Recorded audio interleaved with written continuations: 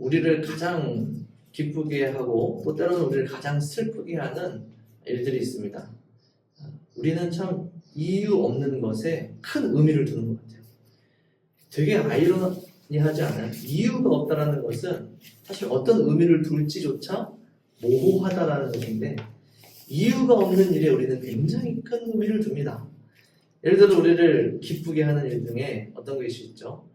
이유 없이 문득 갑자기 우리에게 행운처럼 찾아온 일들이 있을 때 그게 우리의 하루를 바꾸잖아요. 우리의 기분을 바꾸고 우리의 마음을 굉장히 알 수 없는 행복으로 가득 차게 하죠. 굉장히 사소한 것일 수 있지만 우리가 우연히 길바닥에 떨어진 돈을 주셨을 때 아무도 그런 경험 하신 적이 없습니까? 저는 이번 주에 그런 일을 경험했습니다. 길바닥에 떨어진 10,000원을 그게 얼마나 행복한지 몰라요. 아니 100원짜리 200원짜리도 아니고 10,000원짜리를 이유 없이 그런 거 죽게 되었을 때 문득 찾아온 이런 이유 없는 행복에 참 우리의 마음이 기쁘죠. 또 이에 반해서 그만큼 우리를 힘들게 하는 일도 있어요. 이유 없는 불행이 그렇죠. 때로는 누군가가 우리를 이유 없이 싫어하거나 미워하거나 이럴 때도 우리는 굉장히 큰 고통 가운데에 있게 되어져요. 저도 학창시절에 친한 친구들이 있었는데 어느 날 갑자기 가장 친했던 어떤 친구가 굉장히 저에게 냉담한 거예요. 이유를 몰라요. 왜 그러는지 이유를 알 수가 없는 거예요. 거의 한 일주일 동안 항상 붙어있고 친하게 지냈던 친구가 말도 걸지 않고 같이 있지도 않고 막 피하고 굉장히 그 싸늘한 표정으로 그렇게 이제 한 주간을 보내니까 정말 마음이 미치겠는 거예요. 힘든 거예요. 이유를 모르니까요. 근데 나중에 그 이유를 알았어요. 막 장난치다가 저는 몰랐어요. 저는 몰랐는데 장난치다가 제가 발로 그 친구를 찬 거예요. 근데 제가 미안하다고 얘기도 안 하고 뭐 그런 반응이 없으니까 이 친구는 혼자 너무 마음이 상해가지고 일주일 동안 그런 것이죠. 그러니까 제가 그 사실을 알았을 때 막 더 분노하거나 뭐 그까지 이유 때문에 이렇게 화가 나거나 그런 감정보다는 어떤 감정이 더 컸냐면 어떤 고통이 해소가 된 거예요. 이유가 없이 나를 미워하고 나를 멀리하던 친구의 그 이유를 알게 되었을 때 어느 정도 내 마음속에 있었던 고통이 해소되었더라라는 것이죠. 뭐 요즘에 뉴스도 보고 또 그것이 알고 싶다나 뭐 여러 가지 이제 뭐 그런 사건 사고들에 대한 이야기를 보면 뭐 미해결 사건들이 굉장히 많잖아요. 그 사건들 중에서 피해자 가족들을 괴롭히는 것은 뭐 범인을 모른다, 범인을 잡지 못했다 이런 것도 있겠지만 그것보다 더 큰 고통을 주는 것은 심지어 자신의 사랑하는 가족이 왜 죽었는지도 몰랐을 때, 살해당한 이유도 몰랐을 때, 사고를 당한 이유도 몰랐을 때 그게 더 고통스럽고 답답하더라라는 거예요.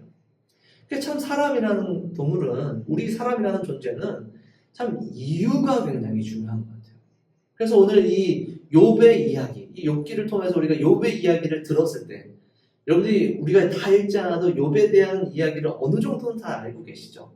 욥에게 참 선하고 의롭고 온전하였던 욥이라는 사람에게 참 이유를 알 수 없는 말도 안 되는 큰 불행이 찾아왔단 말이죠. 이것을 보면서 우리는 굉장히 분노하기도 하고 답답하기도 하고 참 알 수 없는 복잡한 감정들이 우리 마음속에 생겨나는 것을 경험해요. 가장 큰 이유가 무엇이냐면 욥에게 당한 이 큰 일이 이유가 불분명하기 때문에 그렇다라는 거예요. 그럴 수 있는가? 우리는 합당한 이유가 있어야 돼요. 우리에게 찾아오는 행운이든 불행이든 아니면 우리가 경험하는 여러 가지 일이든지 간에 그 일에 대한 합당한 원인이 있고 거기에 따른 합당한 결과가 있어야 내 마음이 해소가 된다는 거예요. 그런데 욥의 이야기는 처음부터 끝까지 그렇지 않다라는 게 우리에게 가장 큰 걸림돌이 되죠. 이 이야기에 대한 또 직접적인 또 구체적인 내용들을 우리가 탐구하는 것을 조금 뒤로 밀어두고 이 시간에는 가장 먼저 이 이야기의 시작을 좀 들여다보기로 합니다. 욥기 1장과 2장을 보면 욥에 대한 이야기로 바로 시작하지 않습니다. 어떤 이야기로 시작하냐면 천상회의가 열리는 모습이 시작돼요. 물론 해설로 욥이 이런 사람이었더라 라는 이야기가 있지만 어떤 이야기의 직접적인 시작은 하늘 나라의 천상의 회의로 시작해요. 1장에 처음 등장하고 또 2장에 한 번 더 등장합니다. 이 회의의 시작과 대화와 내용이 굉장히 비슷하고 반복되는 것 같아요. 시작은 이래요. 하나님과 하나님의 아들들, 천사들이겠죠? 그들이 어느 날 모였어요. 그런데 그곳에 사탄이 그들 가운데 도착합니다. 근데 가장 먼저 질문 하나님께서 하세요. 사탄에게 내가 어디서 왔느냐? 어디를 돌아다녀 봤느냐? 라고 물어봅니다. 1장 7절에도 등장하고 또 2장 3절에도 등장을 하죠. 근데 이 사탄의 대답이 굉장히 특이합니다. 뭐라고 대답을 합니까? 1장 8절을 보면 7절에 보면 대답하여 이르되 땅을 두루 돌아 여기저기 다녀왔습니다. 라고 대답을 해요. 이게 이제 번역으로 보니까 굉장히 사탄이 하나님 앞에 공손하게 얘기하는 것 같지만 원어의 뉘앙스는 전혀 달라요. 어떤 뉘앙스냐면 하나님이 사탄에게 물어본 거예요. 너 어디서 왔니? 어딜 돌아다녀 봤니? 네가 어디를 다녀왔는지 한번 보고를 좀 한번 해봐. 라고 얘기했는데 사탄이 이렇게 대답한 거예요. 뭐 그냥 여기저기 좀 다녀봤어요. 어떤 뉘앙스인지 아시겠죠? 굉장히 불손한 태도인 거예요. 어쨌든 우리가 이 이야기를 이해할 때 하나님과 사탄이 동등한 입장에서 대결을 하거나 욥을 두고 동등한 입장에서 서로 내기를 하고 있다라는 개념은 사실은 잘못된 겁니다. 지금 이 뉘앙스는 뭐냐면 사탄은 여전히 하나님의 다스림을 받고 하나님께 순종해야 될 존재이지만 그럼에도 불구하고 하나님을 향한 원망과 분노와 대적하는 마음으로 불경건한 마음으로 불손한 태도를 보여주며 어떻게든 하나님을 괴롭게 하려는 음모와 모략으로 가득 찬 상태의 사탄을 지금 묘사하고 있는 거예요. 사탄이 원래 그런 존재인 거예요. 마지못해 하나님께 순종할 수밖에 없지만 항상 하나님을 향한 불순함과 또한 원망과 대적하는 마음으로 가득한 존재가 바로 사탄이라는 것이죠. 그런 사탄에게 하나님이 오히려 방문합니다. 그래? 근데 그런 너라도 네가 어디를 어떻게 갔다 왔는지 지금 네가 나에게 얘기는 안 하지만 그런 너라도 이 사람만큼은 네가 못 들어보지는 못했을 거야. 반드시 네가 이 사람만큼은 알 거야. 들어봤을 거야. 누구야? 바로 욥이야. 욥과 같은 사람을 네가 본 적이 있니? 이렇게 온전하고 완전하고 품없는 사람을 너 본 적 있어? 하나님이 뭘 하고 있는 겁니까? 지금 사탄에게 욥을 자랑하고 있는 거예요. 그런데 이제 사탄이 어떻게든 이 하나님을 괴롭게 하고 대적하기 위하여서 꾀를 했는데 하나님께 뭐라고 반문합니까? 이게 중요한 질문인데 9절에 등장합니다. 사탄이 여호와께 대답하여 이르되 욥이 어찌 까닭없이 하나님을 경외하리이까? 이 까닭없이라는 이 키워드가 욥기에 굉장히 중요한 내용이에요. 그래서 사탄은 지금 이 질문을 하나님께 던지고 있지만 사실 이 질문은 오늘 우리에게 이 욥기를 읽는 우리에게도 던지는 질문이에요. 우리는 욥기를 읽으며 하나님의 말씀을 통해서 은혜를 가지고 하지만 사실 욥기는 우리에게 도전적으로 다가오는 성경이에요.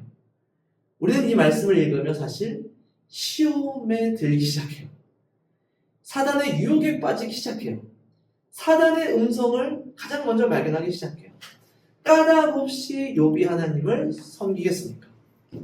이 까닭없이라는 단어가 여러분 잘 기억해 두십시오. 까닭없이, 이유 없이, 혹은 조건 없이 라는 뜻이에요. 오늘 설교 전체적으로 계속해서 반복되는 내용입니다. 이 세 가지 단어의 종류를 잘 기억해 두세요. 오늘 우리가 읽은 2장에도 보면 이 천상회의 중에 이 까닭없이라는 단어가 다시 한번 등장합니다. 어디 등장하냐면 3절에 등장을 해요. 여호와께서 사탄에게 이르시되 내가 나를 충동하여 1장의 내용이었겠죠. 네가 나를 충동하여 욥이 까닭없이 하나님을 섬기겠습니까? 라는 그러한 질문으로 나를 충동하여서 까닭없이 그를 치게 하였어도 그가 여전히 자기의 온전함을 굳게 지켰느니라. 여러분 하나님께서는 지금 뭐라고 인정하고 있습니까? 까닭없이 욥을 쳤다. 이유 없이, 조건 없이 욥을 시험했다라고 말씀하고 있는 겁니다. 여러분, 그래서 오늘 이야기의 근본적인 질문은 이유예요. 이유. 어디에 이유가 있는가? 과연 이유가 있는 것인가? 조건이 있는 것인가? 조건이 무엇인가에 대해서 계속해서 우리에게 질문을 하고 있는 것이죠. 여러분, 어떻게 생각하십니까? 욥의 시험, 욥의 고난, 욥의 고통에 어떤 이유가 있었을까요? 어떤 이유가 있습니까? 조금 더 이 질문을 확대해서 오늘 이 시대를 살아가는 우리에게도 여러 가지 고난과 아픔들이 겪게 닥쳐오는데 이런 모든 일들의 이유가 있냐는 거예요. 원인이 있냐라는 거예요. 조건이 있냐라는 것이죠. 성경은 오늘 우리에게 보편적인 어떤 진리에 대해서 얘기하는데 무엇에 대해서 얘기하냐면 이유가 없이 찾아오는 고난과 고통이 있을 수 있다라고 얘기하는 겁니다. 그런데 그 이유, 그 원인이 어딨냐는 거예요. 그 이유 없는 고통과 고난을 주는 존재가 누구냐라는 거예요. 오늘 이 이야기를 보면서 우리에게 드는 가장 큰 어떤 의심과 의혹은 뭐냐면 그 고난과 고통, 이유 없는 고난과 고통을 주는 존재가, 주체가 하나님 아니냐라는 질문일 거예요. 그래서 하나님을 믿는 사람들조차 고난과 고통 속에서 누구를 원망하기 시작하냐면 하나님을 원망하기 시작한다는 거예요. 하나님 왜 저에게 이런 고난을 주십니까? 하나님 저에게 왜 이런 이유 없는 고통을 주십니까? 라는 것이죠. 오늘 말씀을 자세히 들여다보면 고통을 주는 주체, 고통을 실행하고 원하는 주체는 따로 있어요. 그 주체는 누구냐면 바로 사탄이라는 존재예요. 이 이야기가 소설이냐, 이 이야기가 사실이냐, 욥의 존재가 실제였냐, 여러 가지 질문이 있을 수 있지만 에스겔 14장 14절을 보면 에스겔이 이렇게 얘기합니다. 제가 찾아서 읽어드릴게요. 비록 노아, 다니엘, 욥 이 세 사람이 거기에 있을지라도 그들은 자기의 공의로 자기의 생명만 건지리라. 나 주 여호와의 말이니라. 에스겔서에서 지금 뭘 얘기하냐면 노아와 다니엘과 욥을 이 땅에서 실제로 발견할 수 있는 가장 의로운 사람들 중에 한 명으로 지금 예를 들고 있는 거예요. 그럼 욥이라는 사람은 성경이 얘기하는 성경의 주장 안에서는 확실히 실제라는 겁니까? 가상이라는 겁니까? 실제라는 거예요. 욥기라는 전체 이 책의 어떤 성격은 시예요, 시. 시편 앞에 위치해 있죠. 그리고 시가서에 포함되어 있고 이 욥기 전체적인 형식은 시의 형식을 빌리고 있어요. 그런데 이 욥기 전체에서 산문으로, 그러니까 서술형으로 시의 형식이 아니라 산문의 형식으로 쓰여진 부분이 있는데 그 부분이 어디냐면 딱 요 1장과 2장과 결론부예요. 그러니까 오히려 시처럼, 노래처럼 어떤 가상의 전설처럼 쓰여졌어야 할 1장과 2장 내용이 가장 서술적으로 산문으로 쓰여졌다는 것은 이 일이 실제로 있었다는 겁니까? 없었다는 겁니까? 있었다라는 거예요. 물론 하늘의 천상의 회의, 영적인 세계에서 영적인 존재들의 대화와 그들의 존재 양식과 이 회의의 모습, 관계되어지는 모든 것들이 정확하게 우리가 이해할 수 없고 표현할 수 없어서 글의 형태로 빌렸겠지만 최소한 우리에게 전해주려고 하는 의도는 뭐냐면 이 일이 실제로 있었다는 것이고 천상의 회의도 이러한 내용으로 실제로 있었다는 것을 우리에게 얘기해 주는 거예요. 그럼 이 말씀은 오늘 우리에게 무엇을 전해주느냐? 실제로 하나님께서 또 사단이 어떤 고난과 재앙이라는 주제를 가지고 이 땅을 다스리는데 관여를 하신다라는 겁니다. 근데 어떻게 관여를 하느냐? 사단은 무차별적으로 까닭 없이, 오늘 본문에 키워드라고 했죠. 까닭 없이, 이유 없이 불특정 다수를 향하여서 할 수 있는 대로 모든 인류에게 고난과 고통과 사망과 죽음을 안겨주려고 하는 존재예요. 사탄의 목적이에요. 또한 사탄이 하는 일이에요. 그런데 오늘 말씀에서 보면 하나님은 그러한 사탄을 다스리시고 복종시키시면서 그에게 하시는 게 있어요. 무엇이냐면 단서를 걸어요. 제한을 걸어요. 12절을 보시죠. 1장 12절에 이렇게 얘기합니다. 사탄에게 이르시되 내가 그의 소유물을 다 내 손에 맡기노라. 다만 그의 몸에는 내 손을 대지 말라. 오늘 우리가 읽은 2장에도 하나님은 사단에게 제안할 것이죠. 어디에 있습니까? 8절에 있죠. 여호와께서 사단에게 이르시되 내가 그를 내게 맡기지만 다만 그의 생명은 해하지 말라 라고 말씀하고 있죠. 오늘 우리가 이 말씀을 통해서 무엇을 봐야 되냐면, 맞아요, 이 땅에는 까닭없는 고난과 사건과 죽음과 질병과 아픔들이 실제로 존재합니다. 그러나 그것을 우리에게 주도적으로, 적극적으로, 능동적으로 우리에게 주고자 하는, 우리에게 주길 원하는 존재가 실제로 있다라는 거예요. 그 존재는 하나님이 아닌 사탄이라는 겁니다. 그는 무조건적인 까닭없는 죽음과 사망의 세계로 우리를 끌어들이기를 원해요. 그러나 하나님은 그렇지 않다라는 거예요. 하나님은 그러한 무조건적인 죽음의 세상에서 우리의 생명을 보존하시기 위해, 또 자기 백성을 구원하시기 위해, 아니 자기 백성이 아닌 온 인류, 보편적인 모든 온 인류와 온 피조 세계를 유지하시기 위하여서 지금도 다스리시고 또한 제한하시는 분이 하나님이시다라는 사실을 꼭 기억하시기 바라요. 사실 태초에는 그런 세상이 아니었죠. 태초에 에덴 동산의 세상은 어떤 세상입니까? 무조건적인 생명의 세상이었어요. 그곳에서 사람도 모든 피조세계도 무조건적인 생명과 무조건적인 사랑을 누리고 경험하며 살았던 세상이 바로 그 세상이었어요. 그런데 그런 무조건적인 사랑과 생명의 세상에서 무조건적인 죽음과 사망의 위협이 있는 세상으로 변질되게 한 이유가 누구에게 있었느냐면 1차적으로는 사탄에게 있었죠. 그러나 가장 큰 책임은 사람에게 있었다는 거예요. 그래서 사단은 오늘도 이러한 무차별적인 고난과 고통 우리에게 주려고 하는 목적이 있다는 거예요.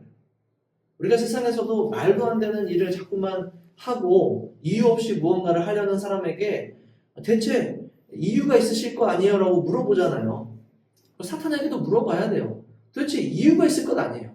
이렇게 무차별적인 고난과 사망을 우리에게 쏘는 이유가 있으실 거 아니에요. 그 이유가 뭐냐면 오늘 우리가 읽은 말씀의 두 번째 키워드입니다. 무엇이냐면 5절이에요. 2장 5절을 읽어보세요. 사단이 욥을 시험하는 이유, 또 동일하게 오늘 우리를 시험하는 이유가 있어요. 5절에 등장한 여러분들이 한번 읽어보십시오. 시작. 이제 주의 손을 펴서 그의 뼈와 살을 치소서. 그리하시면 틀림없이 주를 향하여 욕하지 않겠나이까. 여러분, 이 욕하다 라는 단어는 성경의 다른 단어로도 표현되는데 저주하다라고도 번역이 돼요. 그러니까 욕하다, 저주하다 동일한 겁니다. 사탄이 원하는 것은 욥에게 무차별적이고 까닭없는 고난과 위협을 발휘해서 그의 입을 통하여서 하나님을 저주하게 하는 것, 그의 마음속으로 하나님을 욕하게 하는 것, 그것이 사단의 목적이라는 거예요. 여러분, 욥이 가장 걱정했던 게 뭔지 아세요? 욥이 스스로 가장 조심하고 주의했던 게 뭔지 아십니까? 그게 1장에 등장해요. 1장 5절도 여러분들이 한번 읽어보십시오. 욥기 1장 5절입니다. 시작. 그의 잔대로 잔치를 끝내면 욥이 그들을 불러다가 성결하게 하되 아침에 일어나서 그들의 명수들의 번제를 드렸으니 이는 욥이 말하기를 혹시 내 아들들이 죄를 범하여 마음으로 하나님을 욕되게 하였을까 함이라. 욥의 행위가 항상 이루어졌더라. 아멘. 욥이 가장 두려워했고 욥이 가장 조심했던 게 이거예요. 자기 자신뿐만 아니라 자신이 사랑하는 이들, 자신의 자녀들의 마음속에 하나님을 욕되게 하고 저주하게 하는 그러한 일들이 있을까를 경계했던 것. 그러니까 이 욕되게 함, 저주함 또한 이 욥기의 가장 큰 중요한 키워드 중에 하나죠. 실제로 이러한 시험이 끝난 이후에 하나님을 욕되게 하고 저주한 인물이 있어요. 그 인물이 누구냐면 오늘 읽은 2장 9절에 등장합니다. 이것도 여러분들이 한번 읽어보시죠. 다시 한번 읽어보시죠. 시작. 그의 아내가 그에게 이르되 당신이 그래도 자기의 온전함을 굳게 지키느냐 하나님을 욕하고 죽으라. 그리고 이게 실제로 아내는 이미 하나님을 욕한 거예요. 저주한 거예요. 욥에게 요구하는 것이죠. 이래도 하나님을 욕하지 않고 저주하지 않느냐라는 것입니다. 하나님을 욕되게 하고 저주한다. 욥의 입에서 무슨 말이 나오기를 사탄은 그토록 원했을까라는 것이죠. 이 이야기의 비밀은 다시 에덴 동산으로 거슬러 올라가야 돼요. 그곳에서 무슨 일이 있었는지를 다시 한번 기억해 보면 정확해져요. 아까도 얘기했듯이 완전하고 무조건적인 사랑과 생명이 있던 곳에서 이 땅을 죄로 오염시켜 무조건적이고 까닭없는 죽음과 사망의 세상으로 만든 그 중간에 사탄이 아담과 하와의 입을 통하여서 그들의 행위를 통하여서 얻어낸 것이 있어요. 그것이 무엇이냐면 하나님을 욕하고 저주하게 한 거예요. 근데 창세기 3장을 보면 도대체 아담과 하와가 언제 하나님을 욕하였죠? 하나님을 언제 저주하였죠?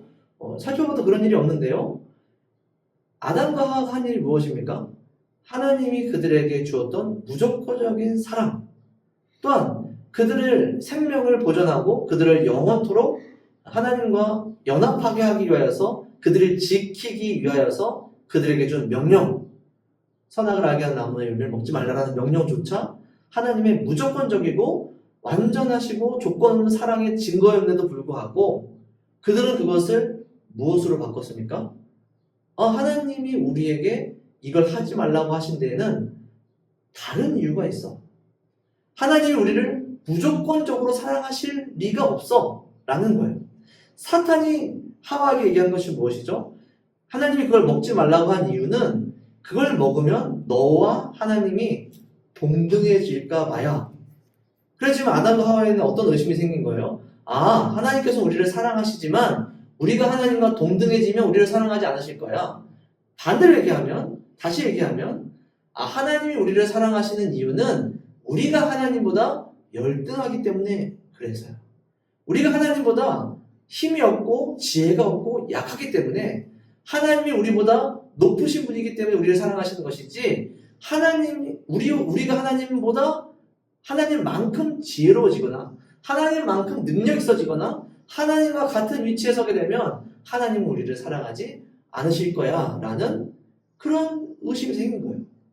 하나님의 무조건적인 사랑과 에덴 동산에서 그들에게 보여주셨던 또 그들에게 허락하셨던 무조건적인 복과 또 은혜를 그들은 조건적인 것으로 바꿔서 생각했다는 거예요. 이게 하나님을 욕되게 하는 거예요. 하나님의 사랑을 폄훼하는 거예요. 하나님이 주신 사랑은 그런 사랑일 리가 없어요 라고 얘기하는 것이죠. 그래서 욥기의 질문은 사실 사단이 던진 질문이지만 하나님이 우리에게 던진 질문이기도 해요. 사단이 우리에게 던진 질문이 아까 뭐였죠? 욥이 어떻게 하나님을 조건 없이 사랑하겠습니까? 하나님이 그에게 주신 것이 있기 때문에 대가를 받았기 때문에 하나님께 사랑한 것 아닙니까? 그러나 반대로 하나님은 이 욥을 통하여서 우리에게 무엇을 보여주고 싶으신 것이냐면 조건 없이 사랑하고 그 조건 없는 사랑 안에서 조건 없이 신뢰하는 이 놀라운 관계가 이 욥기 안에 일어나고 있다라는 것을 보여주고 싶으신 거예요. 그리고 우리에게 질문하시는 것이죠.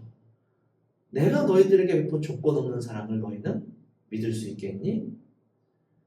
이 땅 가운데 사단이 너희들에게 조건 없이 까닭 없이 고난과 고통과 불행을 안겨줘도 여전히 너희는 그 이전에 내가 먼저 조건 없이 너희를 무조건적으로 까닭 없이 사랑했다라는 것을 조건 없이 믿을 수 있겠어? 현실이라는 이 땅에서 경험하는 이 고난이라는 조건을 배제하고 날 믿을 수 있겠니? 라고 물어보시는 거예요. 사실 오늘 이 욥기를 통해서 우리는 어떤 위로를 받냐면 욥도 고난을 받는구나 라는 위로를 얻어요. 여러분 사실 되게 이상한 거예요. 웃긴 거예요. 실제로 고난을 경험하고 있는 우리가 나보다 더 큰 고난을 경험하고 있는 욥을 보면서 그 위로를 얻는다. 이게 진정한 위로일까요? 이게 진짜 위로예요? 이건 사실 진짜 위로가 되지 못해요. 오늘 이 욥기를 통해서 우리가 얻어야 될 위로는 무엇이냐면 저렇게 고난당하고 고통당하는 무조건적이고 까닭 없이 의인도 고난받을 수 있고 고통당할 수 있는 이 세상 속에서 무조건적으로 하나님을 믿음으로 조건 없는 하나님의 사랑을 자신의 삶으로 증명함으로 이 세상 속에서 욥은 구원받았구나 라는 것을 보며 우리는 위로를 받아야 돼요. 믿음이 욥을 구원하였구나. 믿음 이전에 조건 없는 사랑이 그에게 있었고 욥은 조건 없이 하나님을 믿음으로 그것이 그의 구원이 되었구나 라는 것이 우리에게 위로가 된다. 여러분 이 세상 가운데서 여러분들에게도 동일한 어려움과 고난이 있겠죠. 고통과 아픔이 있을 겁니다. 그런 일을 경험할 때마다 우리에게도 위로가 있다는 거예요. 우리에게도 무조건적인 믿음으로 인하여서 구원받을 수 있는 이 일이 실제로 있다라는 것이 우리에게 흔들리지 않는 위로의 원천이 되어야 된다는 사실을 기억하시기 바랍니다. 욥의 이야기는 우리에게 이런 식으로 위로를 줄 수 있어요. 그러나 욥의 이야기는 굉장히 오래된 이야기입니다. 사실 성경에 심지어 히브리서조차도 연대를 추정할 수 있고 또한 몇몇의 저자를 이렇게 유추할 수 있지만 사실 욥기는 연대도 불분명하고 쓰여진 연대, 기록하고 있는, 표현하고 있는 시대도 불분명해요. 정확하지가 않아요. 또한 저자조차 굉장히 알 수 없는 책이 바로 이 욥기예요.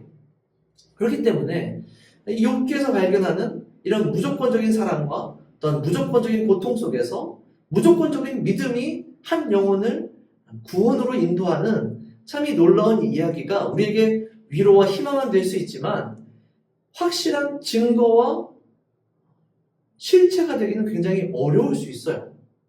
그러나 오늘 이 이야기가 오늘 우리에게는 실체로 주어졌다는 거예요. 그것이 바로 복음이라는 겁니다. 복음은 이야기였던 욥기가 실체가 되어서 우리의 삶 가운데에 놓여진 것이 바로 복음이에요. 여러분, 복음, 예수 그리스도의 복음이 어떤 것입니까? 우리를 무조건적으로 까닭 없이 사랑하셔서 이 땅에 오신 하나님, 인간의 몸을 입으신 하나님에 관한 이야기잖아요. 그런 하나님께서 까닭 없이 자기 백성에게 배척당하셨죠. 이유 없이 배신당하셨어요. 그리고 십자가에 매달려 죽으셨어요. 그리고 그것을 믿는 하나님의 백성들에게 그 무조건적인 사랑과 까닭 없는 그 죽음을 또 그 은혜를 조건 없이 믿는 자기 백성들을 조건 없이 구원해 주시느라. 그것이 바로 복음 아닙니까? 그러니까 오늘 이 욥기 이야기가 오늘 우리에게는 복음이라는 이름으로 완성되었다는 사실을 기억하시기 바라요. 말씀을 맺도록 하겠습니다. 욥의 이야기는 어떤 신비한 이야기 속에서 욥이라는 대단한 사람이 있었다. 혹은 하나님이라는 분이 우리를 이렇게 한 사람의 영혼을 사단과 어떤 내기로 이용하셨다. 뭐 이런 이야기를 하고 있는 게 절대 아닙니다. 실제로 이 땅에는 무조건적인 죽음이 존재하고 무조건적인 고통이 존재하고 그러나 그 반대편에 실제로 무조건적인 사랑이 존재했다라는 것을 증거하는 이야기이고 또한 그 무조건적인 사랑을 믿고 신뢰하여 끝까지 하나님을 욕하고 저주하지 않는 그 믿음이 그 영혼을 구원한다라는 이 구원의 원리가 담겨있는 책이 바로 욥기라는 사실을 기억하시고 우리는 그것을 복음 안에서 완성할 수 있고 복음 안에서 완성되어진다는 사실을 꼭 기억하시기 바랍니다. 이 시대에도 여러분들이 겪는 고난과 고통이 있을 때 우리는 또다시 사탄의 음성이 또한 욥기를 처음 접할 때에 시험이 우리를 찾아올 수 있어요. 까닭 없이 하나님 우리를 시험하시는가? 까닭 없이 믿는 것이 가능한가? 까닭 없이 사랑할 수 있다는 것이 가능한 일인가? 라는 그런 시험이 우리 가운데 찾아올 때에 꼭 기억하십시오. 까닭 없는 고난이 있다. 그러나 까닭 없는 사랑도 있다. 그리고 까닭 없이 믿는 믿음이 있다. 그것이 우리를 구원의 길로 인도한다라는 사실을 기억하시며 여러분들의 삶을 지키고 욥처럼 어떠한 고난과 어려움 속에서도 끝까지 하나님을 욕하지 않고 범죄하지 않고 신뢰하고 믿는 믿음으로 나아가는 여러분들의 삶이 되시기를 축복합니다. 아멘.